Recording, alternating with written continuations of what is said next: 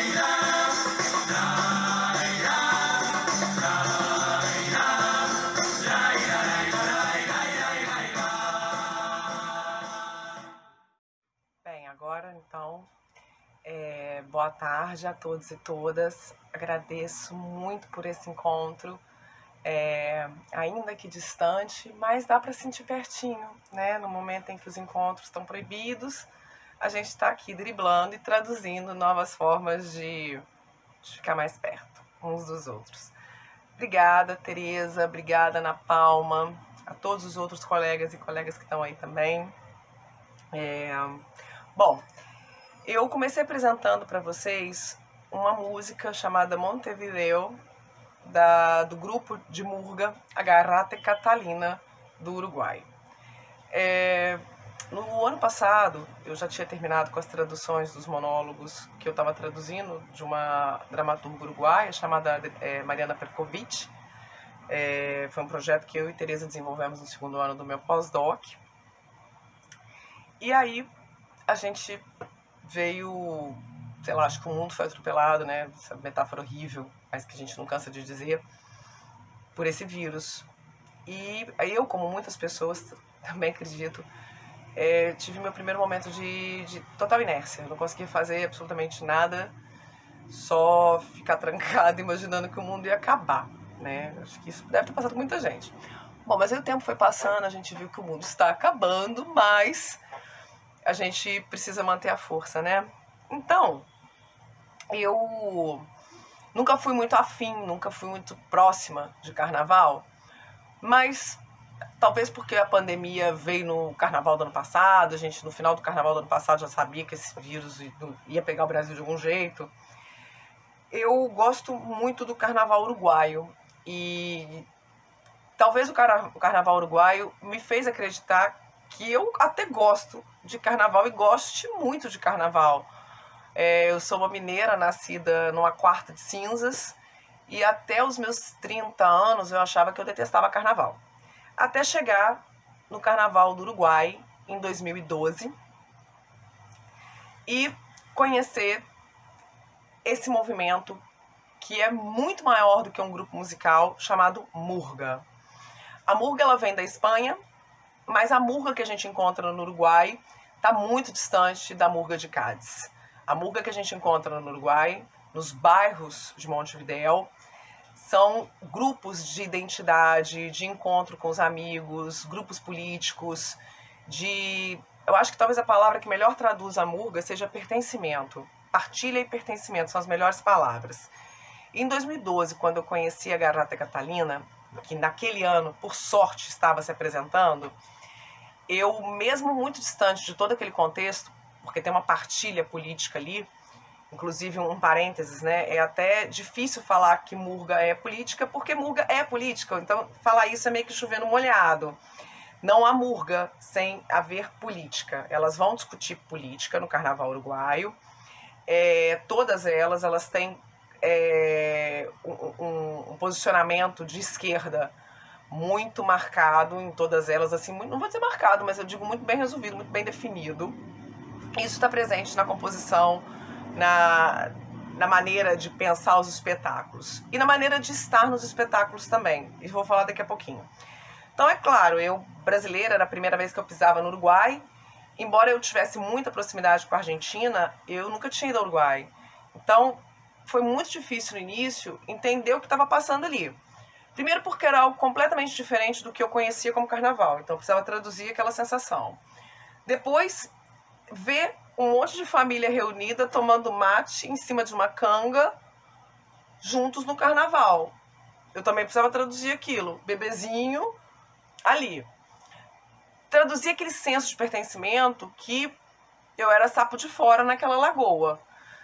Então, foi uma série de sensações assim que me fez parar e pensar, realmente, eu vou me jogar aqui, eu vou me jogar e vou curtir o que eu puder. E assim foi maravilhoso. Tem umas coisas curiosas que acontecem na nossa vida, né, que depois vão ficar assim, sempre quando a gente tiver um contato de tradução com o texto daquele país. Isso me marcou muito. Logo que eu cheguei nessa viagem em 2012, o motorista de táxi que me pegou que eu peguei táxi na estação para sair da barca ali, uma barca da Argentina até lá, 1h30. Eu estava muito ligada no 220. Eu sei que eu sou muito ligada, mas eu estava muito ligada no 220, assim, de aquela coisa, né, de viagem, ter que trocar dinheiro, papapá. Ele virou para mim e falou assim, ele viu aquela estação toda, ele falou assim, calma, vou traduzir, calma, senhora. Olha, nós somos parecidos aos argentinos. Nós somos quase do jeito que eles falam. A gente come o que eles comem. A gente está perto dos argentinos, mas nós não somos argentinos. Então a senhora se acalme, por favor. Quando ele falou aquilo comigo, né, eu pensei assim, nossa, eita, situa, né? Mas foi ótimo, porque talvez se ele não tivesse falado aquilo comigo, eu ia me dar conta de que eu estava pisando em outro lugar muito depois. Até porque a gente aprendeu, né, que o Uruguai está tão pertinho da gente, tão pertinho da Argentina, que a gente não olha para esse país, a gente não aprendeu a olhar. Eu, pelo menos, aprendi a olhar historicamente para esse país. Eu não estudei história do Uruguai na escola. Se alguém estudou, né, considere isso um privilégio, porque eu não tive, e acredito que muitos dos nossos colegas também não. E aí, quando ele falou aquilo pra mim, era, olha só, tão perto, tão longe. Far away, so close, você tá perto, mas aqui é outra história. E que de fato faz todo sentido, né, gente? Você mora numa cidade, às vezes, você mora no mesmo bairro, no mesmo prédio, a tua vizinha é completamente diferente de você, né? Às vezes não, sempre. E assim foi no Uruguai. A vivência que eu tinha de anos na Argentina, de família na Argentina, o espanhol que eu falo é o espanhol argentino, eu não troco, onde quer que eu vá, eu falo dessa maneira. Embora ali eu conseguisse me comunicar muito bem, eu precisava de algo mais para traduzir aquele espaço. Não era como, por exemplo, estar em Cuba, que eu ia já imaginando uma Cuba e eu entrava de cabeça sabendo da diferença. Ali não, ali talvez o grande problema foi um primeiro momento de indisponibilidade de tradução do espaço e do que ele poderia trazer para mim. Mas rapidamente passou, e que bom, com todas as dificuldades de entender a Murga, passou. E assim foi, me joguei aqueles dias, assisti as Murgas todos os dias, e desde então, desde 2012, eu posso dizer que eu sou apaixonada pelo carnaval uruguaio. Bom, e aí, quando aconteceu, quando a gente foi, né, atropelado pelo coronavírus, eu, diante da inércia de não saber o que fazer, eu pensei comigo, eu vou traduzir Murga. E aí eu me lembro que na época eu mesma pensei assim, mas vou traduzir Murga pra quem? Murga no Brasil, gente? A gente não tem Murga, a gente é um país do samba. Como é que eu vou sambar com Murga? Não tem como. E não, eu vou traduzir Murga porque talvez nesse caso eu precise me encontrar mais com o texto. E aí foi a primeira tradução que eu fiz, que eu não pensei tanto no palco. Eu pensei mais em fazer um texto que levasse para o texto a musicalidade e a intensidade do palco. Sei que não vai ser possível, mas eu gostaria muito que esse texto fosse lido no Brasil que a gente está vivendo. Então, quando a gente realmente foi obrigado a ficar em casa, lá naquelas quarentenas pesadas, né, que muitos de vocês estão vivendo agora em Minas, a gente viveu uma quarentena fechada mesmo, lockdown aqui em Niterói, onde eu moro, em maio do ano passado. E aí eu escrevi para Carolina Gomes, que é uma das integrantes do Agarrate Catalina, ela faz o contato, e contei para ela, falei, olha, eu quero traduzir, eu sei que vai ser difícil a beça traduzir, mas eu gostaria de ter essa oportunidade, eu gostaria se você pudesse me enviar o texto do espetáculo O Fim do Mundo. Bom, O Fim do Mundo é um espetáculo da Agarrate Catalina, de 2006, que o mundo acaba e vai ser dominado pelas baratas, porque o ser humano é tão incompetente que ele destruiu o mundo, e agora as baratas vão tomar conta. E diante daquela possessão das baratas, né, tem todo um contexto político que deu margem para isso. Carolina foi muito disponível, me mandou os textos na hora e, claro, né, ela sabe 1000 vezes mais de Murga do que eu. Ela nasceu, acho que o primeiro passo que ela deu na vida dela já foi cantando Murga, né? Ela sabe que eu vou precisar fazer adaptações, essas adaptações vão acontecer, acontecem, né? E eu preciso aproximar isso desse contexto brasileiro. Então agora eu estou diante não só de uma tradução, mas eu estou diante também de uma tradução que vai implicar uma versão para o meu contexto brasileiro e que quiçá uma adaptação até no gênero, né? Porque essa Murga, ainda que seja encenada no Brasil, jamais vai ser encenada como é no Uruguai. Vai ser outra experiência. Só rapidamente contar um pouco que grupo é esse que eu pretendo traduzir. Ou seja, que espetáculo é esse desse grupo que eu estou traduzindo. A Agarrate Catalina, o nome, né, vem da avó dos 3 irmãos que são os diretores dessa Murga, né, os idealizadores dessa Murga. Essa Murga foi idealizada pelos irmãos Cardoso, né, o Tabaré Cardoso, Martim Cardoso e Chamandu Cardoso. São 3 irmãos, né, que se reúnem lá nos anos 2000 e o Tabaré, que é o mais velho, já se apresentava com outras Murgas antes, ele já é um cantor bastante conhecido no Uruguai, a sua tradição coral.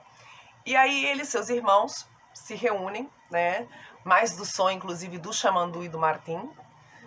O Tabaré bem que se juntou junto, mas um pouco depois, né, o sonho vem realmente do Martim e do Chamandu, e se apresentam na Murga no campeonato oficial. Eles vêm da Murga Jovem e depois logo no campeonato oficial. O campeonato oficial ele ocorre no ano prévio à apresentação, né? Então eles ficam um ano inteiro se preparando, fazendo provas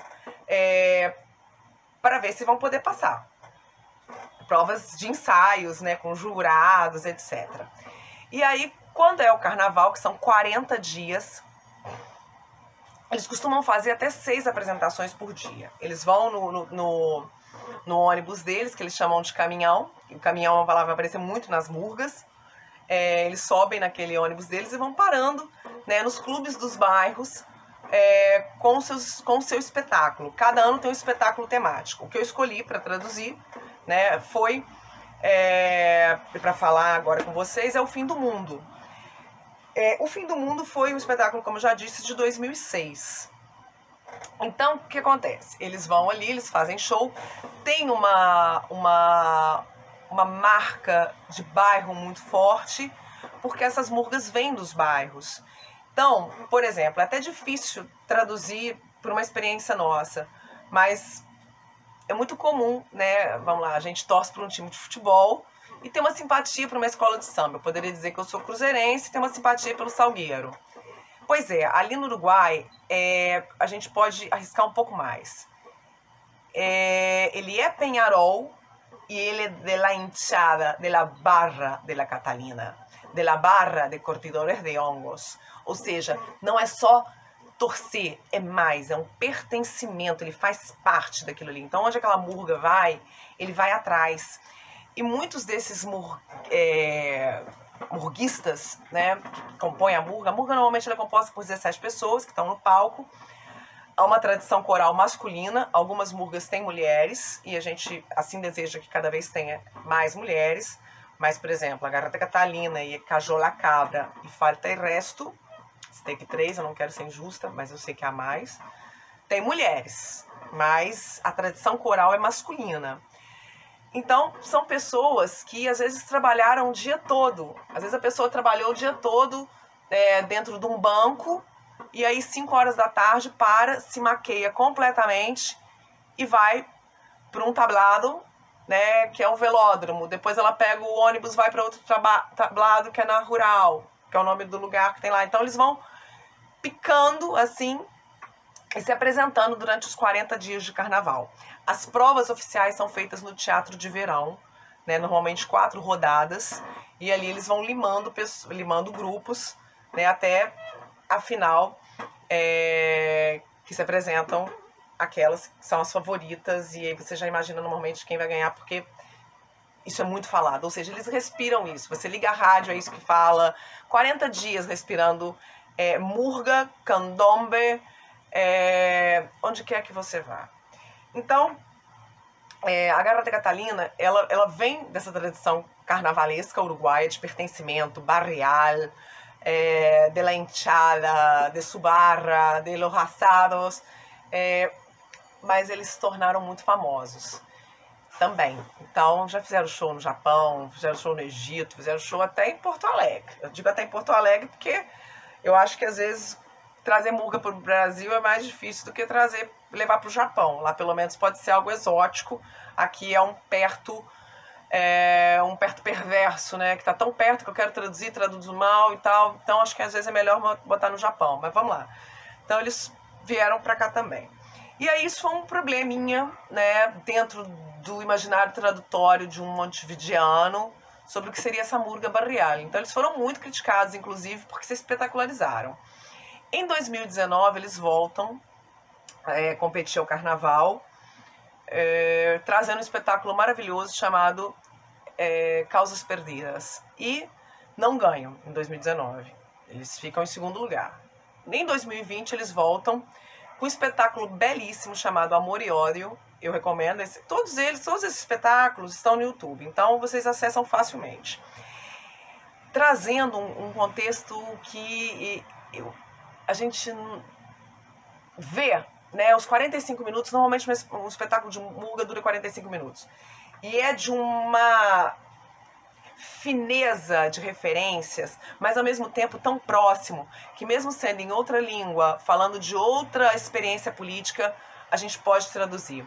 A murga, ela traz pra gente a possibilidade que o espetáculo coral traz, que o coral traz. Há um envolvimento que toca em sentidos que a música pode chegar. Então, traduzir murga para mim, talvez o primeiro desafio seja esse. Saber que não vou conseguir reproduzir aqui. Por outro lado, me encontrar com um texto que consegue dizer, mesmo em outra língua, ou porque está em outra língua, me ajuda a entender, né, uma série de coisas que nós estamos também vivendo. Ou seja, nós estamos perto, estamos longe, mas estamos muito perto. São coisas que nos tocam de muitas maneiras. E essa ideia das cucarachas, né, que de repente vão dominar o mundo. Então eu estou nesse momento terminando a tradução desse espetáculo, que considero belíssimo, sabendo que, primeiro porque estamos numa pandemia, então o teatro já é uma coisa complicada, ainda mais 17 pessoas num palco. Mas com esse desafio, e o desafio também, quando eu traduzo um texto que está no espanhol do Uruguai, é colocar esse canto, né? Por exemplo, com a Mariana Perkovic, nas 3 tragédias que eu traduzi, ela tem uma trilogia que eu traduzi no 2º ano do pós-doutorado, era achar essa meia voz, né? Esse canto uruguaio que sai num barro perfil e que é como se tivesse alguém cantando. O uruguaio, a uruguaia, quando fala, eles têm esse cantado que, se vocês assistirem a um vídeo do Galeano, fica muito isso, aquela meia voz. Então, o desafio que eu tive ao traduzir a Mariana Perkovic foi encontrar heroínas tão fortes como Medea, mantendo essa meia voz, sem que ficasse muito baixo ou histriônico. Ao trazer para minha língua, não poderia ser nem histriônico, porque aquela personagem não é, nem cabisbaixa, porque ela também não é. Embora ela fale, né, nessa meia voz quase sussurrante. Bom, o desafio permanece com a Murga, né? Então, como traduzir? Eu não sou tradutora de poesia especificamente, mas tive que encontrar o ritmo, porque é cantado, então eu precisava encontrar o ritmo nesse processo de tradução, e nos textos, né, tentando também, pela possibilidade de adaptação, não tornar esse texto datado, mas ao mesmo tempo fazer com que essa metáfora das baratinhas que vão dominar o mundo possam falar pra gente também, né, num país que está precisando tanto de arte e está tão castigado por políticas genocidas. Então, traduzir a Garrata Catalina nesse momento reafirma muito do que eu acredito da tradução. Eu acredito que a tradução é um encontro com o outro.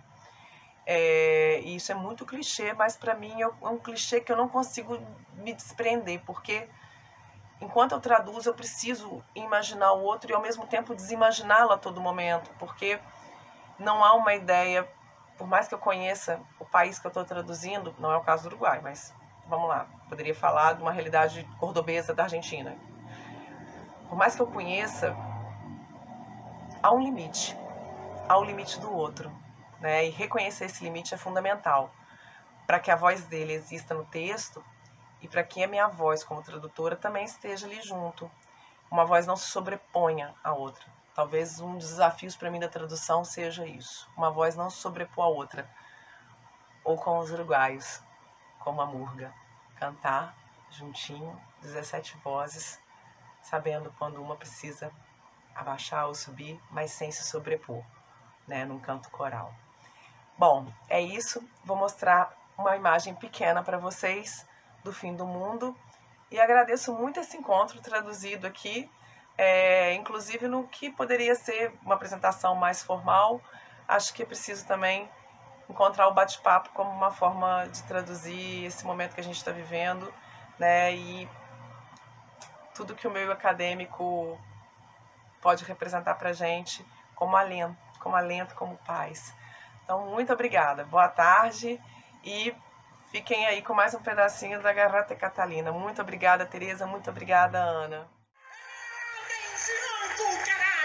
Se viene el fin del mundo y el mundo por fin es nuestro. Vamos, cucarachas, recorran sus cocinas. Se viene el fin del mundo y el mundo por fin es nuestro, cucaracha. A esperar el fin del mundo nos vamos a dedicar, porque cuando acabe todo, cucarachas, nosotras vamos a quedar. Qué ironía el mundo, qué contrariedad para el hombre y su moral. Este bicho inmundo, inútil e incapaz, testigo de su final.